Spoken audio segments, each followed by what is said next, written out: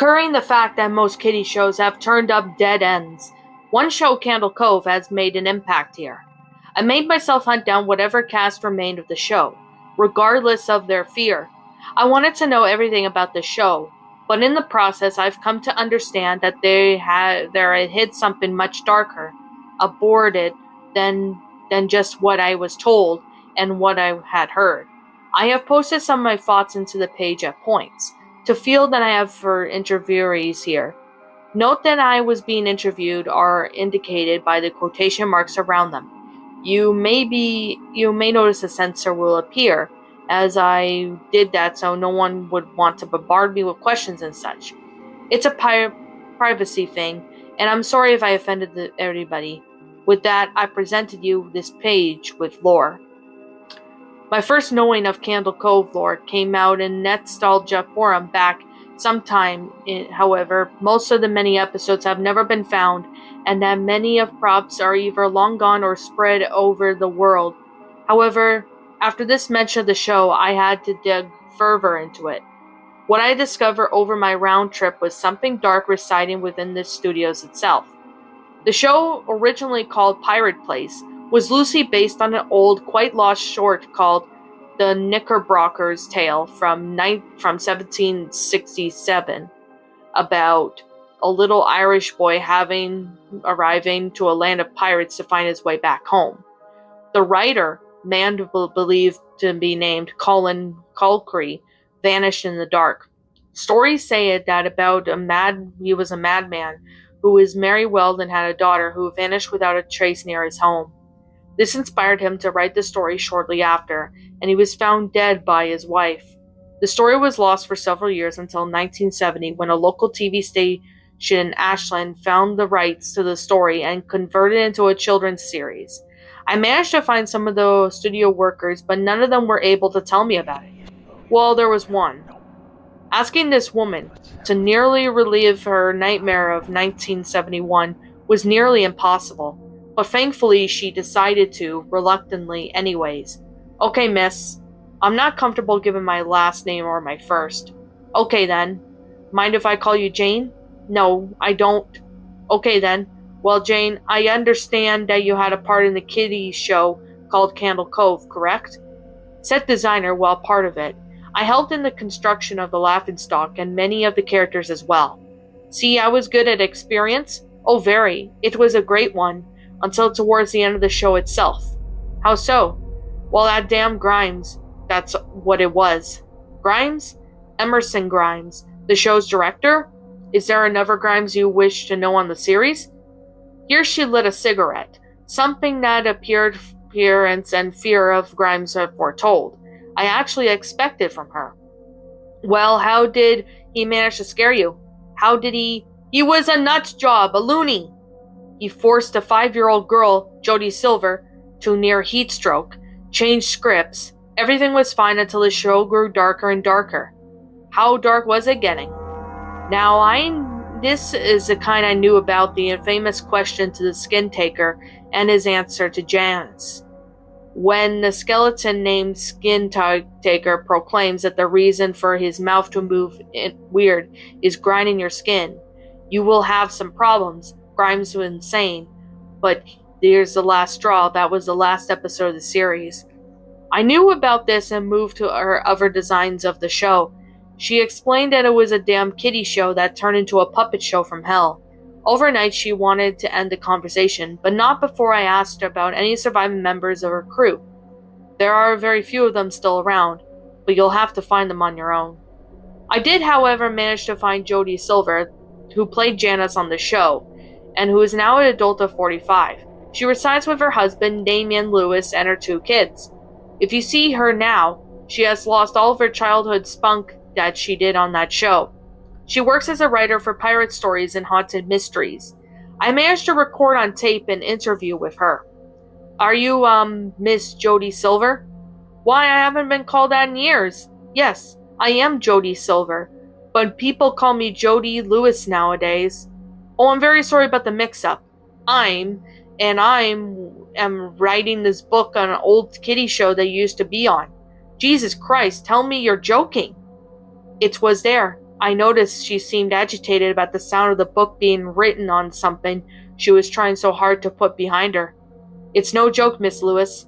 Well, I won't warn you that you're a total nutcase for doing that.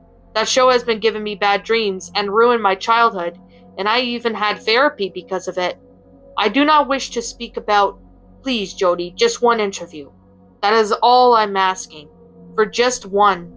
Hell, if you're going to have to go through therapy again, I'll personally pay you out of pocket. It was here she stood long and hard.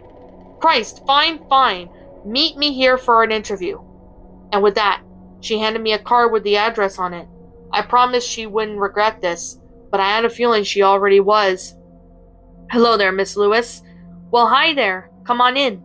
Her house wasn't that big, but not smaller either. I could tell that she had little ones running around from the sounds of kiddie shows floating faintly from her television set, and many toys scattered about. It was like trying to walk through a forest full of mousetraps without sending one off. Eventually we got to the small dining area of the home, with a good lookout over the water, a place to dream dreams. Okay, now about this show, well, it started out as a dream come true. I was a huge fan of the shows like Jumbo Circus, Sunshine City, and Fisherman Fred. I really wanted to be on a kiddie show. I got my wish when I heard the studio was looking for a young girl to play the role of Janice for her new show, and there were sure many little girls who wanted to play the role so badly. So I did my best to win the studio over, which happened, and I loved the idea of the show. I did my very best to do everything right.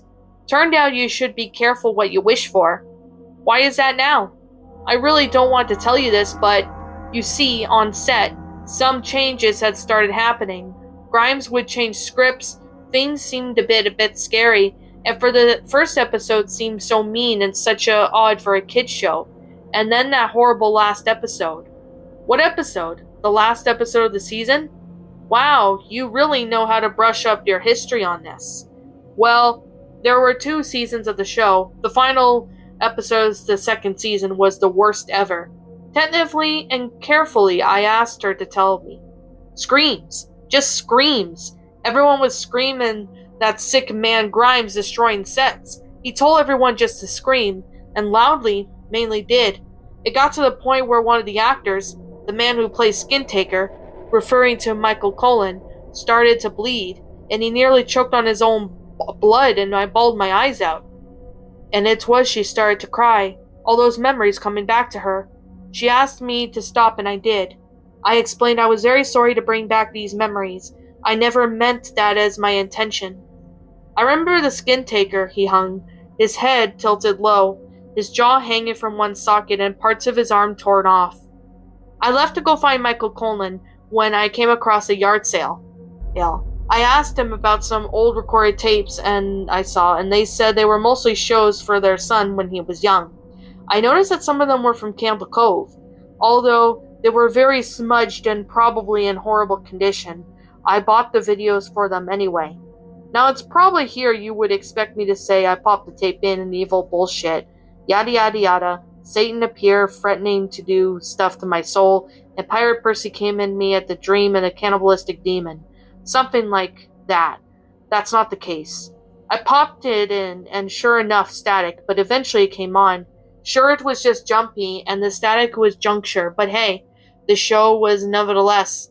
It was first an odd show, being that Janice was made fun of so horribly that Percy would proclaim for her not to kill him, and the thoughts of kidnapping the show was an odd tidbit to be in there. But it had to continue. I sadly didn't make it past episode 2. There was a gap due to the break for a while. I pursued my interest in finding the contact with the crew members or cast members aside from Jane and Jody. I managed to find Mr. Walter Shea, who was stag head of the show. I managed to write this letter. Dear Mr. Shea, my name is, and I'm writing this book entitled Candle Cove Experiences, Tales of the Laughingstock. I am interviewing whatever remaining crew and cast are from the show. I was wondering if we could arrange a possible meeting with one another, or an actual interview, of course, if that's alright with you. I could be contacted through Nomania hotel address, and thank you for your time. I received a letter sometime later. Dear You may be the dumbest person I've ever met. Why the hell would you dare to bring up such a subject that was haunting me and everyone else on the show? Do you know the absolute tragedy that had accumulated from that? But it's also the best way to get things off my chest from it. I will meet you for an interview, but what I say about the show is 100% true eyewitness. You must not judge what I will say. If you do, I will make sure your journey will end with me. Enclosed is a card to where you meet me and what time. I'm not a snobbish man, but I won't do this again. Sincerely, Walter Shea. I met with Walter Shea later within the week, and time to write. I left it for a day after 10 for Tulsa, and then took some time to watch over the episodes. But I managed. They did seem darker, as Jane had stated before. Some of them were getting hard to watch, but I have to keep watching. The infamous Grind Your Skin episode came on, and that was the worst.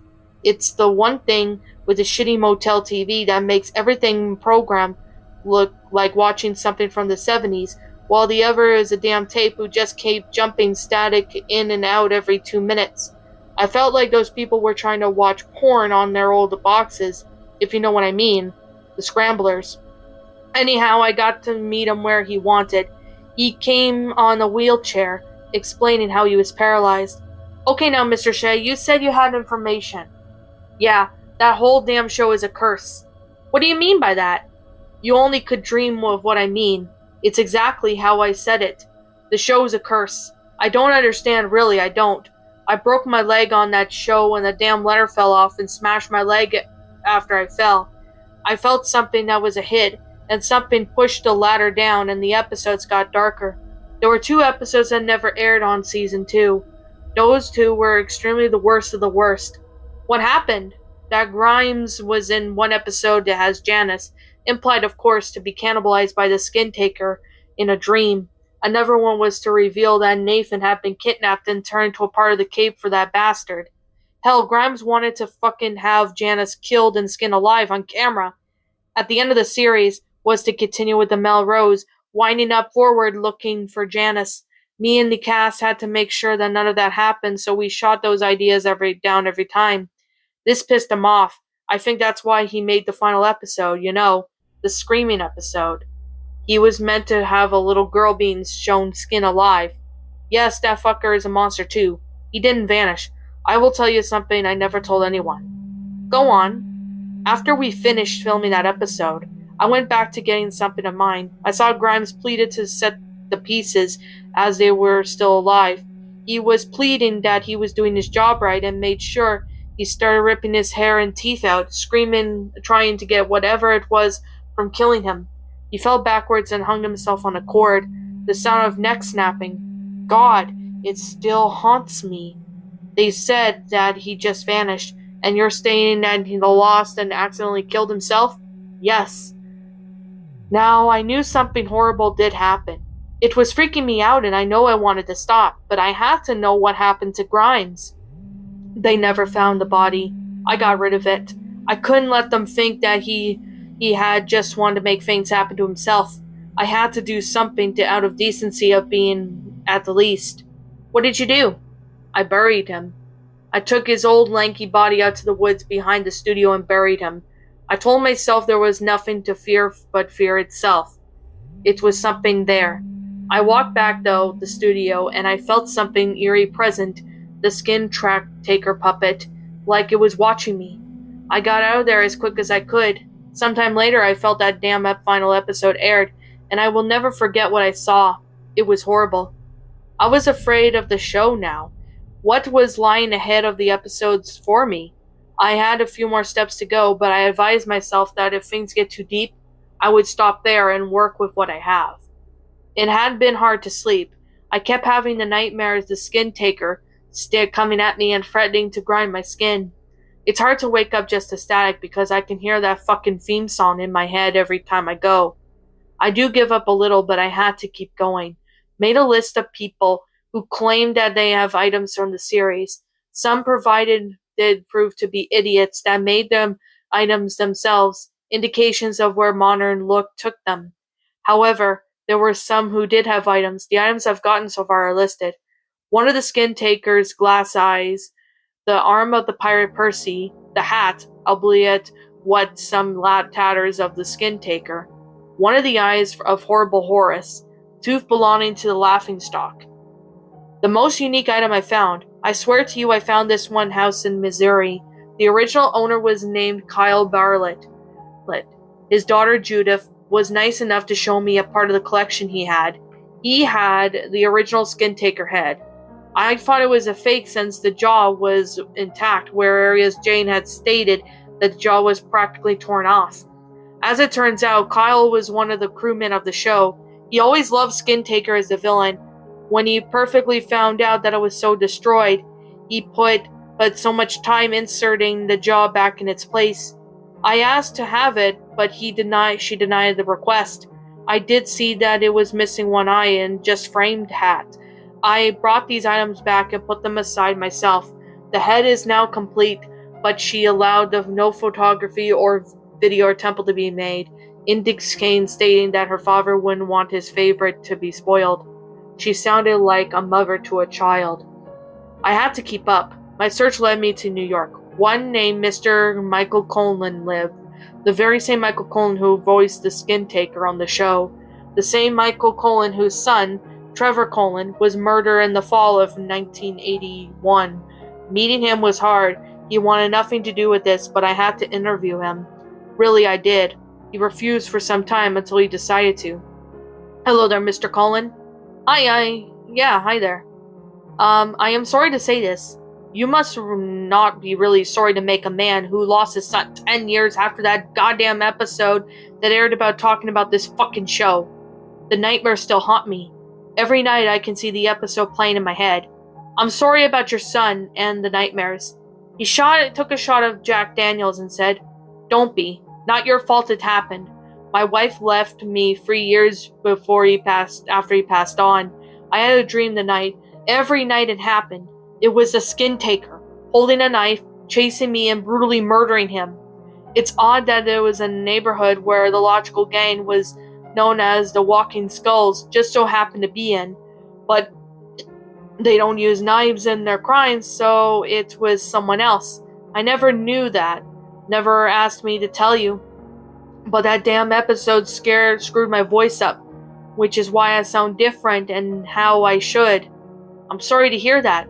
Understand, you see, Grimes wanted the show so dark, I thought he was nuts, and I didn't want to do the Grind Your Skin episode at all, since I read the damn script. He threatened to fire me, and I couldn't do that. I had a wife and kid on the way. I wouldn't lose work like that, so I undid it, unfortunately. I see. What happened to the night the last episode was premiered? He sighed, took another shot of the Jack, and told me. After that damn episode, I got the hell out of there. I went directly to home and get all I could, grabbed my wife and infant son, and got the hell out of town. I left that damn place with dignity and got to a nearby township. I had the misfortune to be in the hospital in the time for that final fucking episode to air. I had no choice but to watch it, and I regret doing so. Oh dear, I am so sorry to hear that. If you want to, I could leave here. Could we finish it if you'd like to? Sounds good. I'm sorry I can't do this. I'm just sorry. I left him there, crying, actually regretting that I left him. I wish I hadn't. I was reading on the paper that I skimmed the obituaries, and I'm unfortunate to say that Mr. Michael Colin took his own life some time ago. He shot himself in the head and left a note on the NYDP, stated the letter to me. It had my name and address on it. Dear, I'm sorry to announce that by the time you read this, I'll be gone. It's not your fault, but the dreams came back harder than the interview. It's so much harder for me to deal with it, but for last night's dream was the final straw. The Skin Taker came to me, in that damn hat, stating my son was in a special place. I saw that part of the boy's face in my upper right of the hat, looking at me with the glassy kind of stare. A single tear ran down my face as I heard him screaming in agony. It broke my heart. I just can't take the dreams anymore. I can't handle it, and I want you to understand that you mustn't go on. Jody told me about your interview with her and that she's planning on coming to New York for a funeral. I told her that she should just forget about it, But since you came around, it's been harder for her to forget. I have to seize this. I'm sorry. I really am. Sincerely, Michael Colin. Because of this letter, the death of this man, and the nightmares I have trudged up, I am seizing this project and going home. It's unfortunate to say to have to quit this, but I fear far ahead of it, but it was the right thing to do. My name is, and was a close friend of mine, and he asked me to post it here. He recently killed himself or was it a homicide? I'm not sure. Police said he was working on something. When he interviewed were questioned, and they were never a word because they knew better than to rat him out and trudge him out more nightmares for themselves. He was a wonderful man, and his girlfriend, who is expecting a baby sometime this year, is broken up about this. I'm very sorry to send this message to me, he wrote when he met the one final person after Michael Colin interview. He stated that the man named Adrian Grimes, Emerson Grimes' nephew, asked me to input the interview on here. The interview was made by telephone. Is this Adrian Grimes?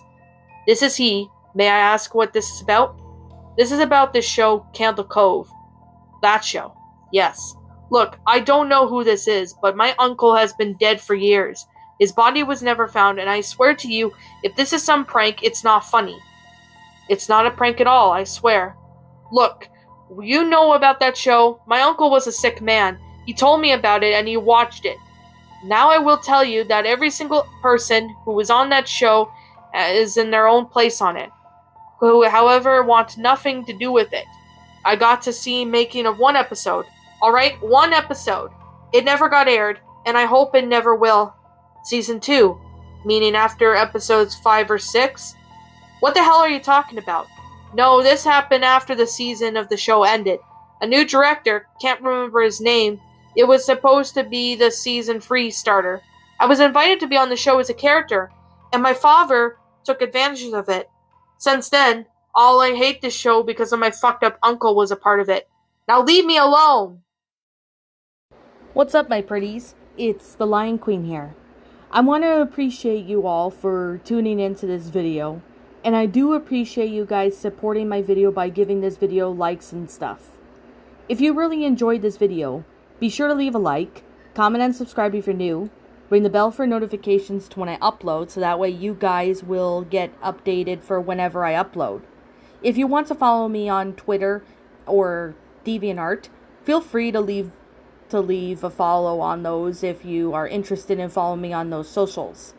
If you want to support my backup channel, known as Ms. Dark Shigo, feel free to subscribe to it, as a link to that will also be in the About page section.